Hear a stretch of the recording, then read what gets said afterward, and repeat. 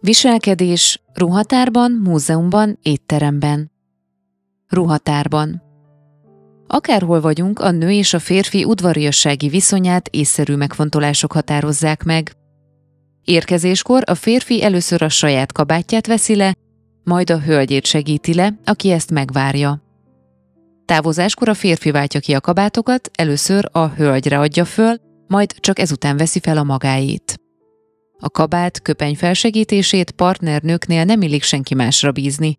A személyes udvariasság megköveteli, hogy ezt se a portásnak, se a ruhatárban segédkező alkalmazottnak, se barátunknak ne engedjük át. Több pár esetében mindenki a saját partnerének segédkezik.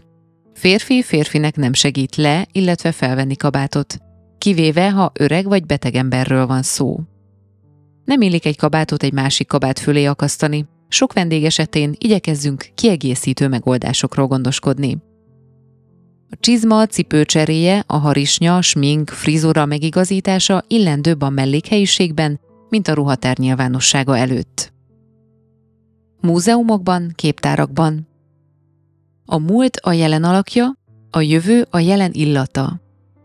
Múzeumba menni nem kötelező, de ha tesszük, nagyon sokat csiszol rajtunk, bővíti látókörünket, és alapozza, szélesíti a tudásunkat. Általában hétfőn szünnap. Sportáskát, hátizsákot, szatyrot le kell adni a ruhatárban, nem kell megsértődni, ha szólnak miatta. Fagylalttal, hotdoggal, szendvicssel, stb. Nem illik, és nem is szabad múzeumba bemenni. Általában tilos a fényképezés. A termekben ne trappoljunk, lassan, csendesen haladjunk előre, beszédünket is fogjuk suttogóra. Mindenhol nagyon szigorúan veszik és büntetik is a kiállított tárgyak, képek érintését és fogdosását. Skanzenben, szabadtéri néprajzi múzeumban különösen csábítóak a kiállított tárgyak, de ezekhez se nyúljunk. A belépéstől az asztalig. Minden nyilvános, idegen helyre, az étterembe is a férfi lép be elsőként. A férfi megtartja az ajtót, amíg a hölgy bemegy, akit ezután előre enged. Férfi társaságban, nőtársaságban a vendéglátó lép be először. Első osztályú vagy afölötti besorolású helyeken nem keresünk helyet, hanem meg kell várni a főpincért, a teremfőnököt, pincért, aki asztalt keres számunkra. Ilyenkor néhány percig esetleg a bejáratnál várakoznak. Külföldön ez a szokás sokkal gyakrabban érvényesül, mint itthon, ilyenkor a vendégek megmondhatják, hol szeretnének ülni, vagy a főpincér ajánl helyet, többnyire könnyen sikerül megfelelő helyet találni. Az asztalhoz való haladási sorrend lehetséges változatai. Egy pár esetében pincér, nő, férfi. Ugyanez a sorrend a vendéglátó férfi és a vendég között. Több pár esetében pincér, páronként úgy, hogy a nő halad elől. Ha nincs elől pincér, férfi, nő. Akár van pincér, akár nincs, a sort mindig férfi nyitja és férfi zárja. Helyfoglalás, rendelés, fizetés. Helyet mindig a nő választ. Helytelen az a gyakorlat, amely szerint a férfi előre kihúz udvariasságból egy széket.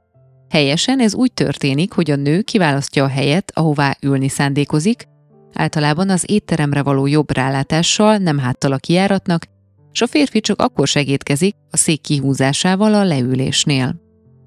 A nők helyfoglalása után a férfi ül le, hogy a nő jobbján legyen. A rendelés, italkóstolás, a fizetés a férfi feladata. Az étlapból, ha a hölgy nem kéri, hogy ajánljon neki, a hölgy után választ. A vendégnek nem illik a legdrágább ételt, italt kérnie, a vendéglátónak viszont nem illik a legolcsóbbat. A fantázia nevű ételek tartalma megkérdezhető rendeléskor, ugyancsak megengedett az ital ajánlás kérése, elfogadása. Miután mindenkinek tálaltak, a hölgy kezdi az étkezést, nagyobb társaságban a vendéglátó. A borból először annak töltenek, aki a rendelést adta. Ilyenkor illik megkóstolni és jelezni, hogy jó. Ha meleg vagy nem ízlik, visszaküldhető. Elfogadása után a pincér először a hölgyeknek tölt.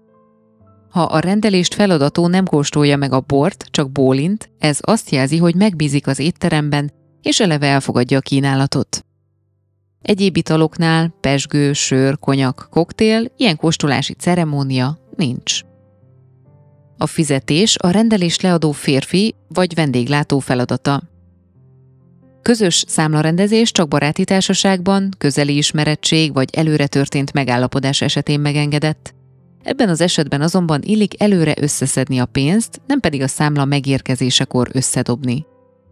A körülményeket, a társaság szokásait figyelembe véve elfogadott megoldás az is, hogy valaki rendezi a számlát, s utólag osztoznak a pincér távozása után. A gépkocsi vezető fogyasztását mindig a fizető, illetve a társaság állja. A számla fizetése történhet látható vagy udvariasan rejtett módon. Ha meghívottak vagyunk, sosem illik a számla felé sandítani, a fizetésre figyelni. Egyszerűbb helyeken a vendég elé teszik a számlát, és az jól láthatóan fizet. Miután mindenki tudja, hogy ilyen helyzetekben fizetni kell, a dolog természetes, és természetesen felálláskor illik megköszönni a vendéglátást. Más helyzetekben a számlát fizető vendég elé teszik tányérba fektetett szalvétába helyezve, a végösszeget letakarva. A fizető a számlát megnézve a tányérra helyezi a pénzt. A visszajáró összeg ugyanúgy érkezik, mint a számla. A látványos pénzszámolás kizárt. A visszajáró összeg helyességéről bizonyosak lehetünk. A beszámítandó borra való nagyságát célszerű előre megmondani, vagy rögtön a borra valóval növelt összeget a tányérba helyezni, jelezve, hogy a számla így rendezettnek tekinthető. Hasonló a hitelkártyával való fizetés. Ilyenkor a főpincér elviszi a hitelkártyát, hogy a számlát megfelelően kitölthesse, majd a számlával együtt visszahozza, a számla aláírandó. Itt is célszerű előre bemondani a borra való nagyságát, hogy rögtön a számlához lehessen írni. Hivatalos rendezvényeken a fizetésnek más módjai is vannak. A számla aláírása a megrendelő levélen erre feljogosított személy részéről. Ez feltűnésmentesen megtörténhet az asztal végénél ülő protokollos elétett számlával, vagy akár úgy is, hogy a néhány percre a számla aláírója egy másik asztalhoz ül át. Ha mód van rá, a protokollos megvárhatja a társaság távozását, és ezután rendezi a számlát. Étkezés az asztalnál. Étkezés közben az asztal fölé hajolunk, de sohasem mélyen a tányérra. Az evőeszközre mindig csak annyi ételt vegyünk, amennyit biztonságosan a szájunkig tudunk emelni. A szalvétát széthajtva az ölben tartjuk. A régi angol szokás szerinti nyakba gyűrés már nem szokás. Mire figyeljünk? Ivás előtt mindig töröljük meg a szánkat. Az egyszer már szétbontott szalvétát, amennyiben nem használjuk, lazán összegyűrve a tányér mellett tartjuk. A használt, de újra összehajtott szalvéta az étellel vagy a kiszolgálással való elégedetlenség jele. A papírszalvétát az étkezés végén összegyűrve a tányér mellé tesszük. Az evőeszközöket a felső harmadukon fogjuk. Egy evőeszközzel, kanál vagy villa való étkezés esetén a jobb kezünkben tartjuk azt. Késsel és villával történő étkezés során mindig a kés a jobb, a villa a bal kézben van. A kanalat mindig csúcsával vesszük a szánkba. Kést soha ne vegyünk a szánkba, pláné ne nyaljuk le. Tárról mindig szedőeszközzel szedünk. Amennyiben egy kézzel történik, az a bal kéz legyen. Étkezés közben az evőeszköz tartó kéz nem érintheti az asztalt. Amennyiben egyik kezünkben van csak eszköz, másik kezünket a tányér mellett könnyedén az asztalon tartjuk, természetesen nem könyökölve, hanem az alkarunkat az asztallapon nyugtatva. Étkezés közben tilos megérinteni a tányért. Egyetlen kivétel van, a leves csésze, két oldalt megfogva, könnyű mozdulattal isszuk ki a levest. Az evőeszközzel fontos protokolláris, illetve kommunikációs jelzéseket adunk, ezek egyetemleges, kötelező érvényűek, jelzésértékük fontos. Amennyiben az evőeszközöket felvettük, csak a tányérra tehetők vissza. Amennyiben az evőeszközök végei ellentétes irányba néznek, azt jelenti, folytatom az étkezést, vagy még kérek. Ha üres tányéron helyezem így el az evőeszközöket, egyértelműen jelzem, hogy kérek még.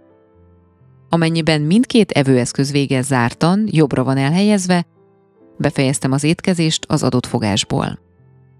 A kanalat mindig a csészealjba helyezzük, amennyiben befejeztük az étkezést. A felterített evőeszközök mindig eligazítanak. A felterített evőeszközpárokat mindig kívülről szedjük. Amennyiben a teríték északi oldalán is van evőeszköz, azzal a desszertet vagy édességet, gyümölcsöt kell fogyasztani. Ha mégsem igazodom el, megvárom, hogy mások milyen eszközzel kezdenek. A kocintás mindig az első pohár emeléskor kötelező, illetve udvarias. Azzal kocintunk, aki kartávolságra van, a többiek felé a pohár felemelése ugyanazt a gesztust fejezi ki. Asztalszomszéd háta mögött kocintani durva udvariatlanság. Általános társalgás közben nem illik egyedül inni, hanem poharat emelünk a partnerek felé, ha ők nem kívánnak inni, én már akkor is megtehetem. Nem követése, nem udvariatlanság. A kocintás általános szokás. Magyar sajátosság, hogy sörrel nem illik kocintani, de ez nem várható el külföldi személyektől. Étkezés közben, amennyiben a nő feláll az asztaltól, a mellette ülő férfinak kötelessége felállva segíteni. Nagyon udvarias eljárás ilyen esetekben, ha a társaságban lévő valamennyi férfi feláll. Szépítkezés, ruhaigazítás az asztalnál tilos, csak mellékhelyiségben történhet. Távozás. Távozáskor a vendéglátó előre engedi vendégeit, és utolsónak hagyja el a helyiséget. Több pár esetében párosan távoznak, páronként előreengedve a hölgyeket, vagy vegyesen, a hölgyek többségét előreengedve, a férfiak lehetőleg partnerük közelében tartózkodnak, hogy a ruhatárban, lépcsőn szükség esetén segíteni tudjanak. Tudod-e, hogy ha megáll az asztalunknál egy ismerős, felállva beszélünk vele, avagy hellyel kínáljuk? A számlát nyugodtan ellenőrizhetjük, felmerülő kérdéseinket halkan, feltűnés nélkül intézzük a fizetőpincérhez. Reklamáció esetén ajánlatos kimenni és 4 szem közt intézni a problémát a főpincérrel. A hölgy előtt semmiféle hangulatrontó vitának nincs helye. Köszönjük, hogy meghallgattad ezt a hanganyagot, reméljük hasznosnak találtad, és visszavárunk csatornánkon hetente készülő újabb hanganyagokkal.